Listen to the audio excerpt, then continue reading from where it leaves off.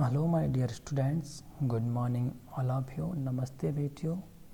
सदा खुश रहिए, मुस्कुराते रहिए, खूब तरक्की कीजिए, खेलते कूदते रहिए, देश का नाम रोशन कीजिए। Myself JVN Pushpendra Bhardwaj, assistant professor, department of education, Jyoti Vidyapeeth women's university Jaipur. अभी तक हमने पॉवर्टी, पॉपुलेशन और इन्वायरमेंट, इकोनॉमिक डेवलपमेंट, इन सब की चर्चा की। अब हम बात करते हैं बिजनेस और नेचुरल इन्वायरमेंट के बीच कनेक्शन की, कि कैसे बिजनेस इम्पैक्ट डालता है हमारे नेचुरल इन्वायरमेंट के ऊपर, नेगेटिव पॉजिटिव, कैसे इसको दूर कर सके, इसके ऊपर डिस्कस करेंगे बच्चों। तो देखो, the decline and degradation of natural environment of an economy and its impact on the people. How are business firms concerned with these environment issues? The business firms are related to the natural environment in two ways. First, they require natural resources such as land, energy, soil, source, coal, petroleum, gas, and natural products, wood, water for their product work. जो industrial work है अपने कोई भी business के लिए, तो हमें जो नेचुरल रिसोर्सेज की ज़रूरत पड़ेगी प्रोडक्शन करने के लिए। In the present state of technological depends the modern industry do not depend on the natural resources to the extent the industries depended on them in the early stage of industrial development in the 19th century. Nevertheless, they require land for setting up industrial plants and consume energy from fossil fuels or the natural resources. लेकिन जब 1990 के बाद की बात करें, 19वीं century की बात करें, तो उसमें रिसोर्सेज पर, नेचुरल रिसोर्स पर बहुत ज़्यादा डिपेंड थी ये। लेकिन अभी इंडस्ट्रियलाइजेशन बढ़ गया है तो डिपेंडेंस कम हो चुकी है। लेकिन फिर भी इंडस्ट्रीज़ को इंफ्रास्ट्रक्चर के लिए हमें लैंड चाहिएगी, प्लांट के लिए लैंड चाहिएगी, हमें एनर्जी भी कंज्यूम होती है, जैसे कि ईंधन का भी वो होता है, ईंधन का भी जलन होगा और नेचुरल रिसोर्सेज का भी उपभोग करेंगे। On the other hand, production in industries lead to degradation and pollution of environment. It is how well known that industries and vehicle traffic in the urban areas are great polluter of air and water, which cause heavy damage to the health of the people, which represent social cost imposed on the society. तो जो natural industrialisation की वजह से हम ये जो pollution होता है, जैसे डिग्रेडेशन होता है और पॉल्यूशन ऑफ इन्वायरमेंट में, क्योंकि देखो हम जानते हैं कि इंडस्ट्रीज और ट्रैफिक व्हीकल्स की वजह से पानी, हवा को नुकसान हो रहा है, एयर एंड वाटर दोनों को नुकसान पहुंच रहा है। ग्रेट पॉल्यूटर्स है ये, क्योंकि पानी नुकसान हो रहा है, हवा को नुकसान हो रहा है, तो हमारे हेल्थ के ऊपर बहुत ज़्यादा इम्पैक्ट पड़ेंगे, नेगेटिव इम्पैक्ट पड़ेंगे। और सोसाइटी की जो सोशल कॉस्ट है वो इंक्रीज रिप्रेजेंट करेगी कॉस्ट को, सोसाइटी कॉस्ट को, सोशल कॉस्ट को। तो ये इम्पैक्ट कर रही है हमारी सोसाइटी को, तो इंक्रीज हमारी जो सोशल कॉस्ट होगी वो इंक्रीज होगी। Because of these adverse effect the industries which pollute air and water need to be regulate to prevent them for causing having damage to the health of the people. Bhopal gas tragedy is prime example of polluting industries in the urban areas which pose threat to the life and health of the people. तो भोपाल में जो gas त्रसादी हुई थी वो हमारे लिए live example है एकदम। कितने लोग मरे थे उससे। तो ये सारे सोशल कॉस्ट इंक्रीज होती है, वो चाहे कितना ही हमें CSR सोशल कॉस्ट रिप्रेजेंट होती है, कैसे CRR कॉस्ट ऑफ SSR है शायद, SSR social CSR contribution social responsibilities करके है कुछ, तो उसमें पैसा देती है ये गवर्नमेंट को, लोगों के गरीब जो कंपनीज होती है गरीब लोगों के लिए इन्वायरमेंट के नुकसान पहुंचाने के लिए इन सब के लिए पैसा प्रोवाइड करवाती है ये। Again in Delhi, the capital of India, where thousands of small industries units are located in the congested residential areas against master plan environmental law. It was due to tough stand taken by High Court and Supreme Court that a good number of them has been relocated at the periphery of Delhi, where proper infrastructure for prevention of population has been created. तो हमें business की ये बहुत सारे business, छोटे छोटे business भी है, ये सब नुकसान पहुंचाते हैं हमारे एनवायरनमेंट को. However, thousands of industries units are still operating in the residential areas. तो बहुत हज़ारों यूनिट्स है जो रेजिडेंशियल एरियाज में कंटिन्यूस चल रही है. वोट बैंक की वजह से, पॉलिटिकल प्रेशर की वजह से गवर्नमेंट और अथॉरिटी इन पर डिक्लेयर नहीं कर सकते इनको कि ये कॉमर्शियल एरियाज है, तो करना पड़ता है ज़बरदस्ती. गवर्नमेंट प्रेशर रहता है वोट बैंक की वजह से, कुछ हटा नहीं सकते उनको.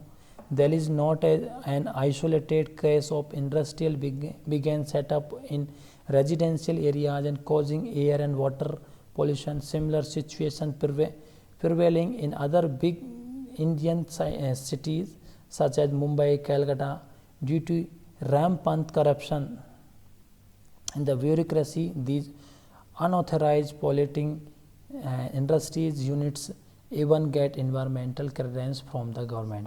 ये दिल्ली, मुंबई, कोलकाता में इतनी सारी इंडस्ट्रीज है जो बिना किसी गवर्नमेंट के ऑथराइज परमिशन लिए बिना ही उत्पादन कर रही है और एनवायरनमेंट को नुकसान पहुंचाई जा रही है.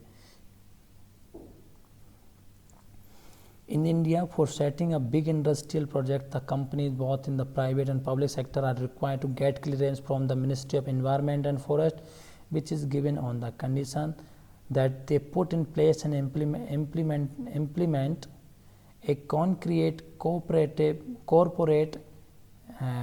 environment policy for protection of environment.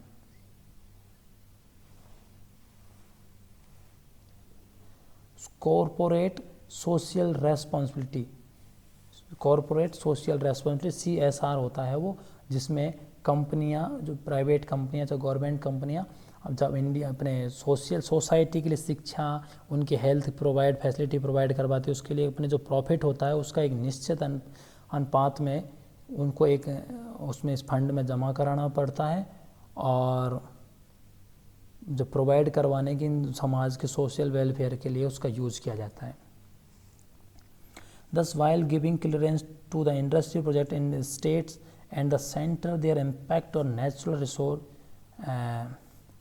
natural environment is considered to ensure a green economy. Need has been felt in India to integrate environmental concern into the mainstream of corporate policies.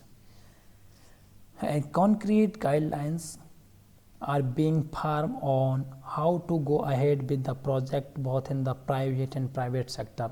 Land acquisition and environment are two major challenges that the project are facing today in India. The policy of the government is not to have developed the high cost of environment. The policy is to seek a balance between the two. The center has suggested an organizational structure to observe the implementation of the corporate environment policies. According to suggest module, a compliance committee under the leadership of Chief Executive, Board of Directors, Country Head would oversee the environmental performance status of the companies.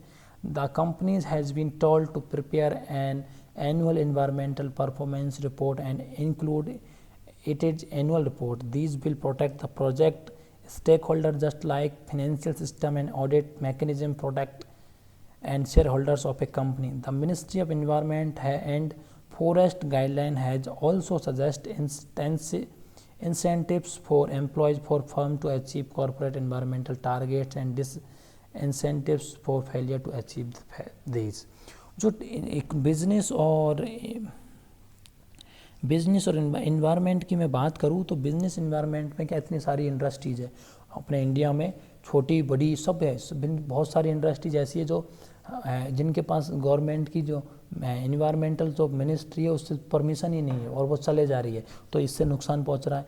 इन सबको दूर करने के लिए हमें government को policy बनानी चाहिए, environmental policy, और स्ट्रिक्ट रूल्स रेगुलेशन होने चाहिए. पॉलिटिक्स नहीं होनी चाहिए इन चीज़ों में, पावर में वोट बैंक की राजनीति नहीं होनी चाहिए इन चीज़ों में. और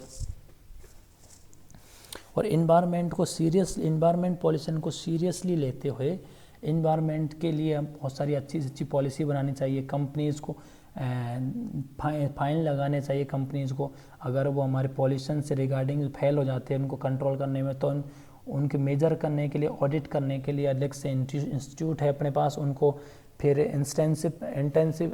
इंसेंटिव्स प्रोवाइड करवाने चाहिए हमारे, और फाइन्स लगाने चाहिए बहुत सारे कंपनियों पर जो नुकसान पहुंचा रहे एनवायरनमेंट को।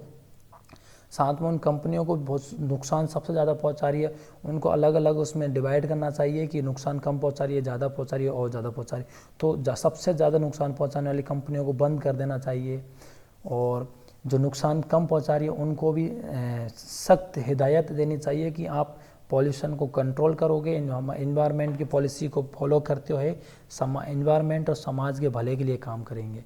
इस तरीके से काम होने चाहिए, नहीं तो इन्वायरमेंट नुकसान और ज़्यादा बढ़ेगा। ठीक है बच्चों, आई थिंक आपको समझ में आया होगा बिजनेस और इन्वायरमेंट के बीच में क्या क्या कहानी है, ये क्या कहानी पकड़ी है इसमें, तो इजीली आपके समझ में आया होगा बच्चों।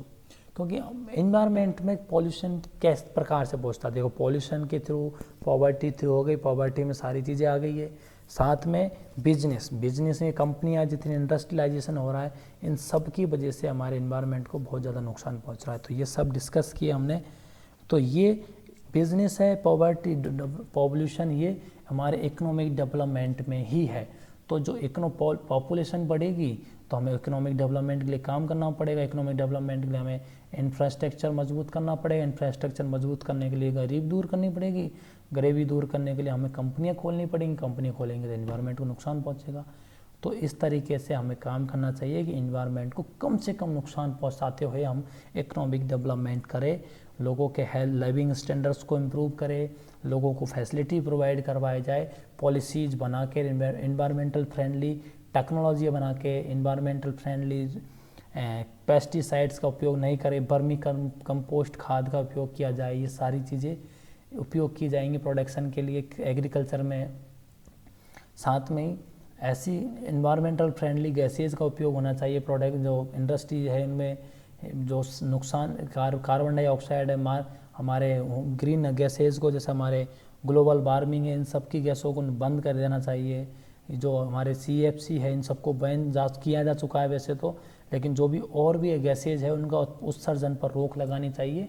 तो इकोनॉमिक डेवलपमेंट हमें एक इन्वायरमेंटल फ्रेंडली होकर करना चाहिए। तो ये बात की हमने इन्वायरमेंट और इकोनॉमिक डेवलपमेंट के 3-4 पार्ट हमने डिस्कस किए, तो इनके बीच में क्या रिलेशन है वो सब डिस्कस किए। आई थिंक आपके समझ में आ जाएगा, और मैं जितनी अच्छे से लैंग्वेज, बहुत ईजी लैंग्वेज में समझाने का कोशिश किया है। थैंक यू सो मच बच्चों, enjoy your day, thank you.